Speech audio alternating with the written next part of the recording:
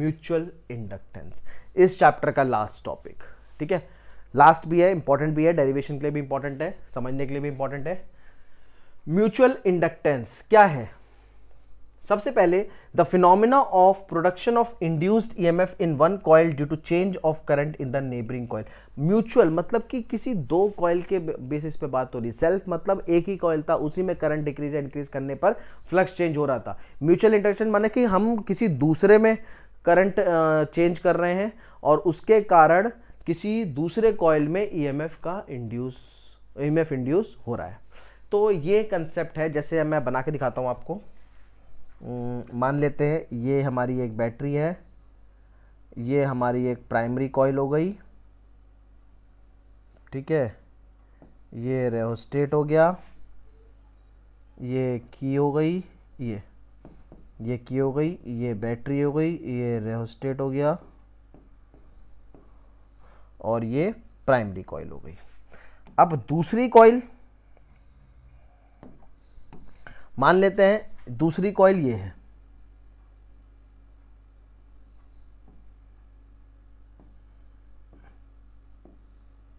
This is galvanometer. दूसरी coil ये है सेकेंडरी कॉइल। अब इन दोनों में क्या हो रहा है, हमने की को टैप करा, करंट इस कॉइल में फ्लो करेगा, लेकिन इस कॉइल में फ्लो करने के कारण प्राइमरी कॉइल का मैग्नेटिक फील्ड इंड्यूस होगा, जिसके कारण सेकेंडरी कॉइल में नंबर ऑफ फील्ड लाइंस इनके एरिया से चेंज होंगी और इनके एरिया से चेंज होने के कारण जब फील्ड लाइंस चेंज होंगी तो क्या होगा, फ्लक्स चेंज होगा। फ्लक्स चेंज होगा तो क्या होगा, ईएमएफ इंड्यूस होगा, यानी करंट फ्लो करेगा। ईएमएफ इंड्यूस होगा यानी कि करंट फ्लो करेगा। तो इसका मतलब गैल्वेनोमीटर में डिफ्लेक्शन आ जाएगा। इसी प्रोसेस को बोलते हैं म्यूचुअल इंडक्टेंस। मतलब the phenomena of production of induced EMF in one coil due to change of current in the neighbouring coil. अब इसमें करंट का चेंज करेंगे, करंट को इंक्रीज या डिक्रीज करेंगे तो उसके कारण इसमें फ्लक्स चेंज होगा, ईएमएफ इंड्यूस होगा। इसी को हम बोलते हैं म्यूचुअल इंडक्शन। ठीक है, अब देखो इसको निकालेंगे कैसे। निकालने का प्रोसेस वही है जैसे पहले निकाला था, फ्लक्स सेल्फ इंडक्टेंस में निकाला था, वैसे निकालेंगे। देखो, flux linked with the secondary coil is directly proportional to the current in the primary coil, यानी कि flux is directly proportional to current. यही चीज सेल्फ इंडक्टेंस में भी थी, सेल्फ इंडक्शन में भी यही था, flux is directly proportional to current. तो फिर अंतर क्या आया, अंतर आया यहाँ पे कॉइल दो है, प्राइमरी सेकेंडरी। प्राइमरी में करंट चेंज हो रहा है तो सेकेंडरी में ईएमएफ इंड्यूस हो रहा है। तो इसलिए लिखा भी है that flux linked with the secondary coil is directly proportional to current in the primary coil, यानी कि phi is directly proportional to I, और we can write down phi is equal to mi। वहां पे L था self inductance, यहां पे M है mutual inductance.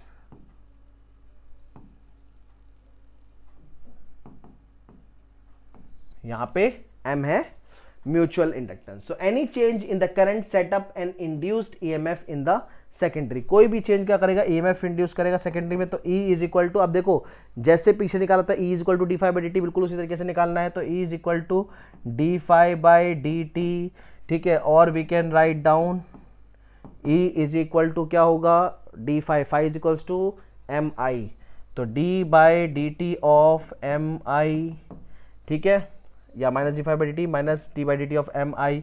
M क्या है, कॉन्स्टेंट, तो ये आ जाएगा। और we can write down A is equal to minus K M D I by D T. ये बन गया हमारा फॉर्मूला। फिर से यहां पे वही काम कर सकते हैं, if D I by D T को हम अगर 1 ले ले तो क्या होगा, E is equal to minus M. ये भी फिर उसी तरीके से फॉर्मूला बन गया जैसे पिछले वाले में बना था। अच्छा, ऐसा यूनिट भी वैसे निकालोगे, ऐसा यूनिट भी देखो वैसे निकालोगे। हमें M का चाहिए, M इज इक्वल टू यहाँ से देखो क्या आ जाएगा, E by D I by D T, E M F volt upon ampere into upon second, और we can write down volt, और we can write down volt second पर ampere. मतलब यूनिट भी हमारी सेम रहेगी क्योंकि ये कितना होता है, that is equal to 1 henry. ठीक है, तो यूनिट उसी तरीके से पूरी सेम रहेगी। आई होप आपको समझ में आ रहा होगा। अब नेक्स्ट करते हैं, इसी में आप इसे नोट कर लो, थोड़ा पानी पी लेते हैं हम तब तक। नेक्स्ट करते हैं mutual inductance of two long solenoid. अब ये लास्ट टॉपिक है जो समझने वाला है सही से, यही बड़ा डेरिवेशन भी है और यही समझने वाला भी है। सबसे पहले देखो फिगर समझते हैं। सबसे पहले ये पहली कॉइल है, देखो ये हमारा फर्स्ट कॉइल है, इस तरीके से जा रहा है।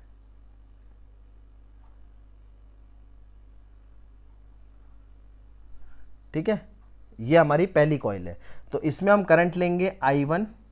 ठीक है, कॉइल 1 है, इसे हम लेंगे S1 और ये करंट I1 बाहर आ गया। फर्स्ट कॉइल है, देखो म्यूचुअल इंडक्टेंस है, दो कॉइल को हमें मर्ज करना है, इसीलिए फिगर को जितना क्लियर रखोगे उतना अच्छा रहेगा। मैं दो अलग अलग पेन से बना रहा हूं, व्हाइट पेन से जो मैंने बनाया है that is the first coil, current flow कर रहा है I1, कॉइल है S1। ठीक है, चलिए, और इसका जो रेडियस होगा, इसका जो रेडियस होगा, हाँ ये चीज बताना भूल गया, इसका जो रेडियस होगा दैट विल बी R1। ध्यान रहे, इस कॉइल का जो रेडियस होगा दैट इज R1। दूसरा हम इसी में मर्ज करते हैं एक और कॉइल। ठीक है, दूसरा मर्ज करने के लिए मान लो ये ऐसे आ रहा है, डॉटेड लाइन से या दूसरे कलर पेन से बना रहा हूं मैं, इस तरीके से।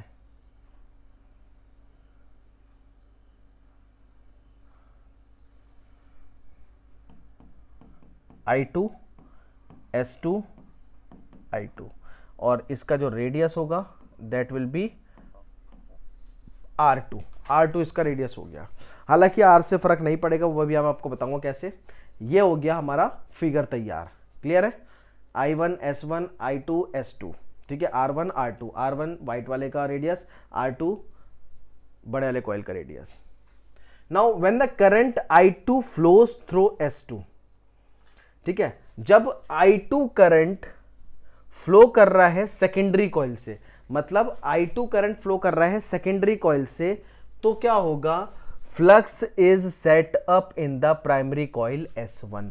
Flux is set up in the primary coil S1। अब S1 में फ्लक्स सेटअप हो रहा है, तो सबसे पहले अब देखो इसमें आपको ये याद रखना है कि हम निकाल क्या रहे हैं उसके बेसिस पे। Flux linked with the solenoid is given by, flux linked किसका है, फर्स्ट कॉइल का, तो ये हो जाएगा N1 अब N1 यहां पे नंबर ऑफ टर्न्स भी हो रहा है, तो N1 कितना होगा, फाइव इज इक्वल्स टू, अभी हमने पढ़ा था Mi, तो ये जाएगा M12 और I। अब कंफ्यूजन पता है कहां होती है बच्चों को, कि यहां पे 1 आएगा या 2 आएगा। देखो फ्लक्स लिंक्ड जिसमें हो रहा है वो लिखोगे और किसकी वजह से हो रहा है वो लिखोगे। जैसे यहां पर फ्लक्स लिंक्ड हो रहा है I2 की वजह से, तो यहां आएगा I2। म्यूचुअल इंडक्टेंस M12 का मतलब क्या है, M12 का मतलब है mutual inductance in the first coil with respect to second coil.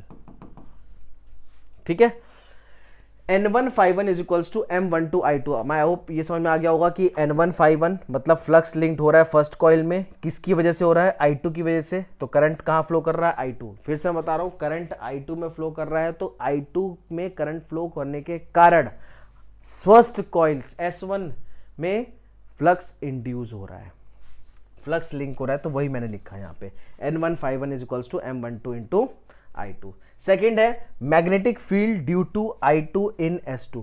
अब भाई जब सेकेंड कॉइल में जब करंट फ्लो कर रहा है, ध्यान देना, सेकेंड कॉइल में जब करंट फ्लो कर रहा है तो फील्ड भी तो सेकेंड कॉइल की होगी, तो वही हमें यहाँ पे लिखना है। अब हम यहाँ पे क्या लिखेंगे, B2 is equal to mu naught, ठीक है, N2 I2। B2 is equals to mu naught N2 I2। जब सेकेंड कॉइल में सारा काम हो रहा है तो सब सेकेंड कॉइल का आएगा। इसके बाद रिजल्टिंग फ्लक्स, अच्छा ये थोड़ा सा गलत लिख दिया है, S2 नहीं S1 होगा, S2 तो नेक्स्ट वाले में आएगा क्योंकि S2 में तो करंट फ्लो कर रहा है, मैग्नेटिक फील्ड बन रही है, तो resulting flux linked with S1 क्या होगा। अब देखो resulting flux linked with S1 मतलब टोटल फ्लक्स, इसको हम लिखेंगे, मैं इससे लिख रहा हूं व्हाइट से, N1 is equal to, total flux लिख रहे हैं, रिजल्टिंग फ्लक्स कैसे लिखेंगे टोटल फ्लक्स? देखो कंप्लीट नंबर ऑफ टर्न्स, पहले तो किस में? फर्स्ट कॉइल में। भाई कहां से लिंक कर रहा है फ्लक्स, किस में लिंक कर रहा है, किस में चेंज हो रहा है फ्लक्स? S1 में। तो S1 के टोटल नंबर ऑफ टर्न्स लिखेंगे सबसे पहले। क्या लिखेंगे? S1 का नंबर ऑफ टर्न्स, कितने नंबर ऑफ टर्न्स है, into area, area of S1। Area क्या होता है? पाई R1 का स्क्वायर। एरिया क्या होता है? पाई R1 का स्क्वायर। सर्कुलर कॉइल है, circle area of circle pi R square. तो number of turns N1 into area of S1 into flux है किसकी वजह से? मैग्नेटिक फील्ड की वजह से। किसमें? सेकंड कॉइल में, इंटू B2। ठीक है, तो N1, अब N1 का फॉर्मूला क्या होता है? देखो N1 का फॉर्मूला क्या होता है? N का फॉर्मूला क्या होता है? N into L। तो N1 कितना हो गया? कैपिटल N, मतलब कहने का मतलब capital N1, N1 into length, length दोनों की बराबर हमने ली है। ठीक है, ये टोटल लेंथ जो ली है हमने, ये दोनों की बराबर है, इसको हम ले लेते हैं L। ये टोटल लेंथ जो हो गई, इसको ले लेते हैं स्मॉल l। तो N1 is equals to N1 into L, number of turns per unit length. ठीक है, टोटल नंबर ऑफ टर्न्स क्या होता है? Number of turns per unit length into total length. तो N1 इंटू L। अब area of S1 क्या आएगा? ये हमने लिया है इंटू पाई R1 का स्क्वायर। B2 हमने यहां से निकाला है, B2 कितना है? Mu naught N2 into I2। ये आ गया हमारा। ठीक है, इसको हम क्या करते हैं, पूरा एक साथ लिख लो, करंट को बाहर लिख लो। तो ये जाएगा हमारा लास्ट में N1 ∅1 is equal to mu naught N1 N2 pi R1 square into L। ठीक है, ये ब्रैकेट में रख लो और करंट लिख लो इंटू I2। हालांकि अभी हम यूज करेंगे नाउ लास्ट में mutual inductance of coil 1 with respect to second coil S2 या कॉइल 2 भी लिख सकते हो। ये कितना होगा? अब देखो इस फॉर्मूले पे आ जाओ सीधे। N1 ∅1 किसके बराबर था? M12 I2 की जगह। तो N1 ∅1 की जगह ये वैल्यू रख सकते हैं। N1 ∅1 की जगह देखो ये वैल्यू रख रहा हूं मैं, N1 ∅1 की जगह ये वैल्यू। तो कितना हो जाएगा? देखो M12 into I2 is equal to, ये लिखो mu naught N1 N2 pi R1 का square L into I2। I2 से I2 कट गया, यहां से हमारा क्या आ जाएगा? और वी कैन राइट, और ये लास्ट वाला मैं ग्रीन पेन से लिख रहा हूं, M12 इज इक्वल्स टू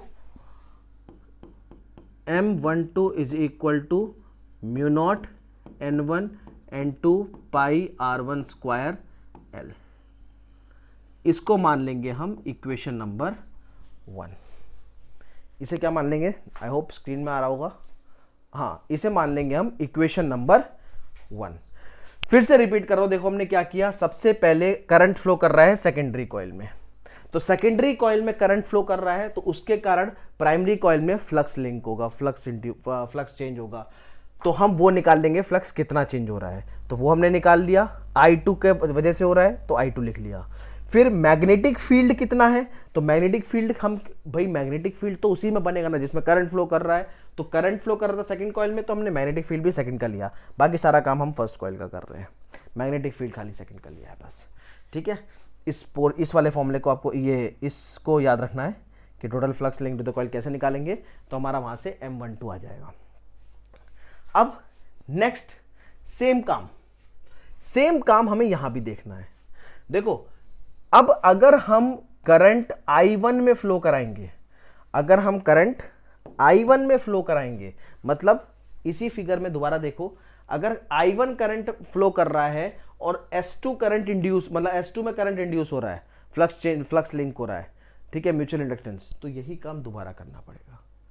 यही काम दोबारा कैसे करेंगे? देखो चेंज, सिर्फ आप चेंज सीखो। चेंज क्या होगा? यहां पे था N1 ∅1 equals to M12 I2, बस आपको क्या करना है, flux linked N2 ∅2 is equal to M21 into I1। बदलेगा क्या? जो वहां पे 1 था वो 2 हो गया, रहना तो प्रोसेस वही है। M21 mutual inductance of second coil with respect to first coil, बस किसकी वजह से? देखो करंट कौन सा फ्लो हो रहा है? I1, तो यहां पे हमने यूज कर लिया I1। पीछे वाले में देखो क्या हो रहा था, यहां पे करंट I2 फ्लो कर रहा था तो हमने यहां पे I2 लिया था, है ना वही चीज, बिल्कुल की बिल्कुल। अब देखो second, magnetic field due to I1 in S1। अब एक बात बताओ, पीछे दूसरा वाला बिल्कुल इसी से, इसके रिस्पेक्ट में आपको पढ़ना है, magnetic field due to I2 in S2 था B2, that is mu naught N2 I2। तो यहां पे आप समझ गए होगे क्या आएगा, B1 is equal to mu naught N1 I1, बिल्कुल आसानी से समझ गए। फिर resulting flux linked with S2, अब देखो resulting flux linked with S1, हमने ये निकाला था N1 ∅1 equals to N1 into area of S1 into B2।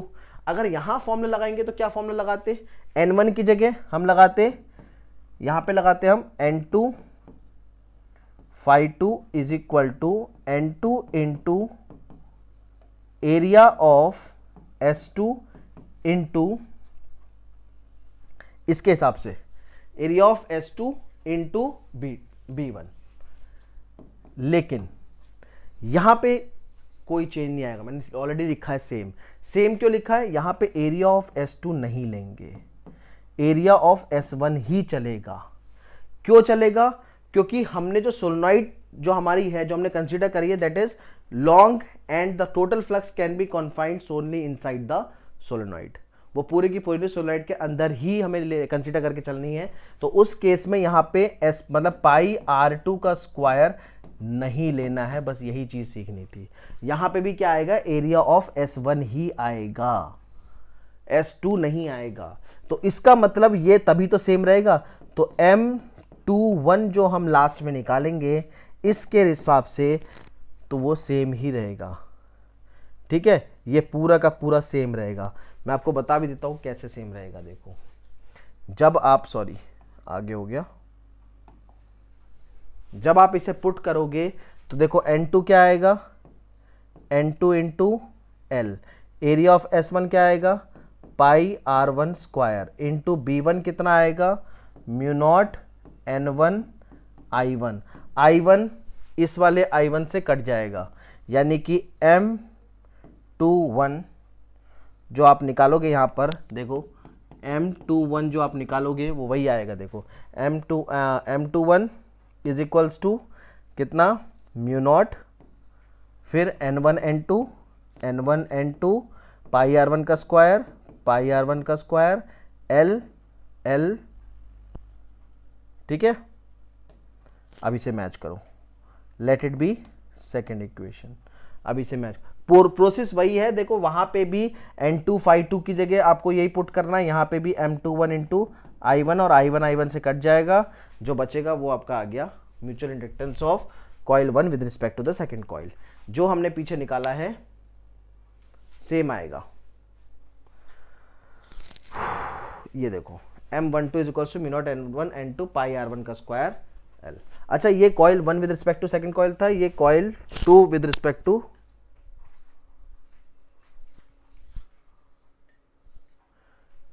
Coil 2 with respect to S1 होगा, ठीक है। तो M21 mu naught N1 N2 दोनों आ गया।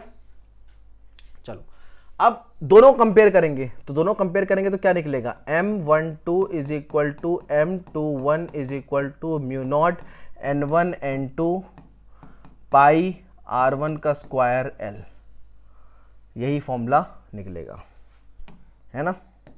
चलिए अब in a medium of relative permittivity, अगर इसमें रिलेटिव परमिटिविटी इंक्लूड होगा तो यही फॉर्मूला क्या बन जाएगा, M12 is equal to M21 is equal to mu r जुड़ जाएगा, बस मतलब आपको relative permittivity of that medium जोड़ना है, मल्टीप्लाई करना है, बाकी सब सेम रहेगा, mu naught N1 N2 pi R1 square L, पूरा का पूरा फॉर्मूला वही रहेगा, कुछ भी चेंज नहीं होगा, ठीक है। बस ये कंडीशन कब अप्लाई हो रही है, for L far greater than radius R1 और R2, ये कंडीशन के केस में ये म्यूचुअल इंडक्टेंस का पूरा डेरिवेशन है, ठीक है। ये फॉर्मूला भी आपको याद रखना है, ये आपका इसमें भी काम आएगा, न्यूमेरिकल्स में भी। चलिए नेक्स्ट चलते हैं। फैक्टर्स, लास्ट टॉपिक हमारा factors on which the mutual inductance depend. किन किन फैक्टर्स पे डिपेंड है? तो देखो फॉर्मूले में जो हमने पढ़ा था mu naught N1 N2 pi R1 square, इन फैक्टर्स पे तो डिपेंड होगा ही होगा, ठीक है। जैसे नंबर ऑफ टर्न्स हो गया, ठीक, एरिया हो गया, ठीक है। रिलेटिव सेपरेशंस मतलब कि larger distance between the two solenoid smaller will be the mutual inductance. Relative separation मतलब दूरी कितनी है, अगर दूरी ज्यादा होगी तो म्यूचुअल इंडक्टेंस कम होगा, ठीक है, ये तो अंडरस्टूड है। Then relative orientation of the two coils, ये भी इंपॉर्टेंट है। Relative orientations of the two coils, ये इंपॉर्टेंट क्यों है? जैसे मान लो अगर दो कॉइल, मैक्सिमम कब होगा? When S1 coil is completely enveloping S2, मतलब पूरी की पूरी मर्ज्ड है। जैसे ट्रांसफार्मर का कंसेप्ट आएगा तो वहाँ पे आपको मैं बताऊंगा, जब अलग अलग टाइप के कोर टाइप और शेल टाइप होते हैं तो उसमें कंप्लीटली मर्ज वाला भी पार्ट होता है और सेपरेटेड वाला भी होते हैं कॉइल्स। तो मर्ज वाले में मैक्सिमम म्यूचुअल इंडक्टेंस होता है, यानी कि सेम बिल्कुल कंप्लीटली मर्ज है तो M मैक्सिमम होगा। और मिनिमम कब होगा? व्हेन दे आर परपेंडिकुलर, मतलब एक कॉइल आपका ऐसे है, ठीक है, और दूसरा कॉइल ये है, तो इस केस में M मिनिमम होगा। Permeability of a core material मतलब if the iron core then M will increase.